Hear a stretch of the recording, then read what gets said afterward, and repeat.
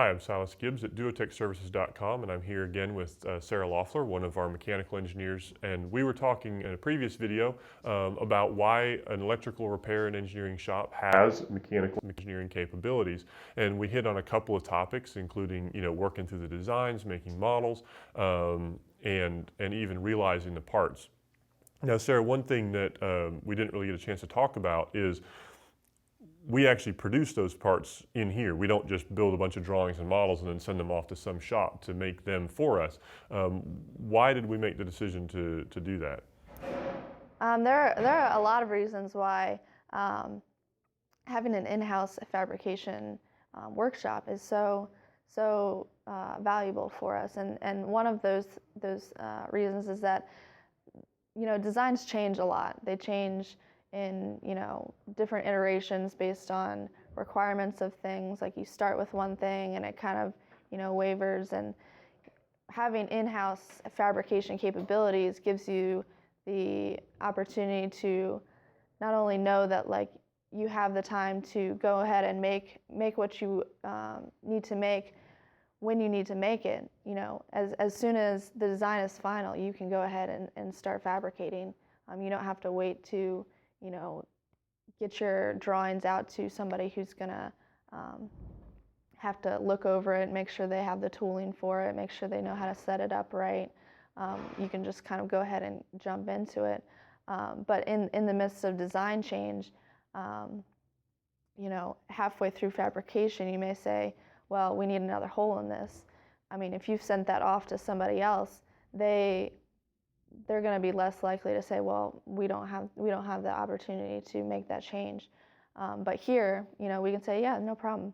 Like we'll drill you another hole. We'll, cut a little piece away because we realize something interferes that we didn't, realize before, and that's really valuable. Yeah, and for being able to iterate the design quickly, and also for us being able to see, well, what happens if type of questions. Right. Now, do you do everything that you do on the machine? I mean, do you turn cranks by hand, or what do you use? We have a lot of things here at Duotech. We have some CNC mill machines. We have the CNC lathe here behind us.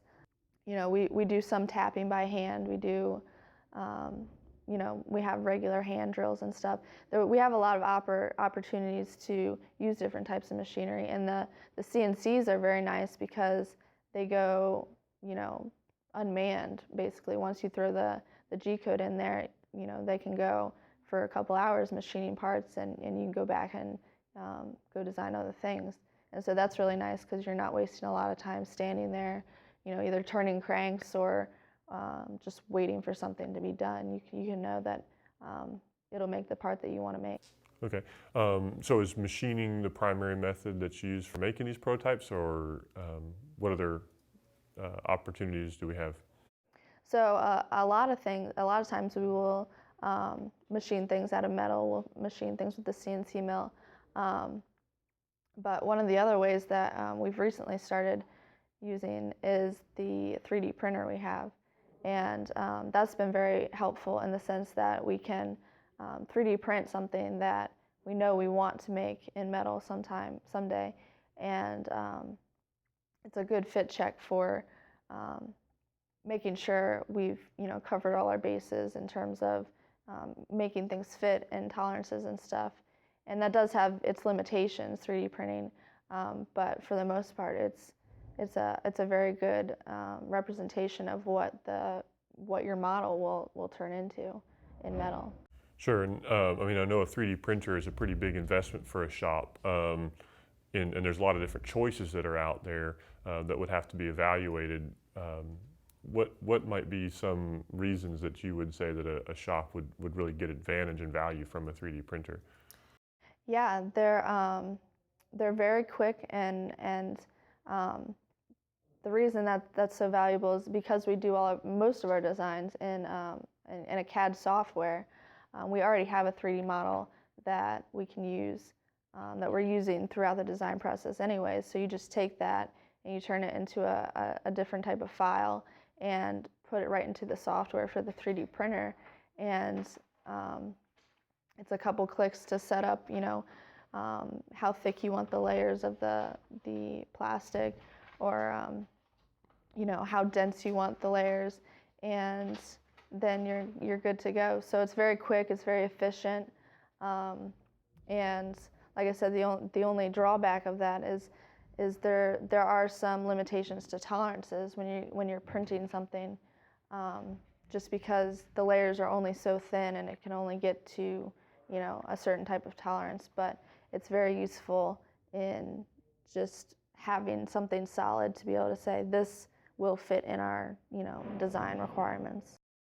Right, and with our printer though, we made a trade-off to get lower tolerances. We also chose a printer that gives us parts that are strong enough for us to actually use in components if that becomes necessary. Right, yeah, definitely. So when you're doing the machining, are there any kind of difficulties or challenges that you've encountered, maybe that you didn't expect when you first have seen a CNC machine? Right, yeah. A lot of it has been kind of a learning process, just getting to know, what things work and what things don't work. And one of those problems that comes up every now and then is just how to hold a part. You start with usually, a square piece of stock, and you end up, taking off most of that metal to make this part. And so trying to figure out how to hold it. Usually we will use a vise that has two sides that'll clamp it on either side, or sometimes we will use a vacuum, and that'll actually suck it down and hold it in place if we don't have enough material to basically hold it on either side. And so holding it is kind of a challenging thing, because sometimes you need something that's going to be strong enough to hold this big piece of metal in there while it's cutting away. And other times you need something that's going to hold it delicately so that you can keep it flat, and while it's milling away, it's not relieving stresses that are going to bend the metal. Right, and we've been able to do parts from extremely small parts all the way up to large pieces that are feet on a side, and be able to do those with accuracy because of having good work holding and good cam techniques. Right. And so being able to have in-house fabrication capabilities means we get to control the process from start to finish. We get to control the speed of our design. We get to control the shipping times. We get to control which jobs have priority over others. And that allows us to be responsive to our customers. And whether it is a new build, whether it's replacing old parts, whether it is prototyping some ideas, or producing entire assemblies, Duotech Services is able to meet the needs that you would have and fulfill your requirements. For more information, visit our website at duotechservices.com or send us a question on our Twitter.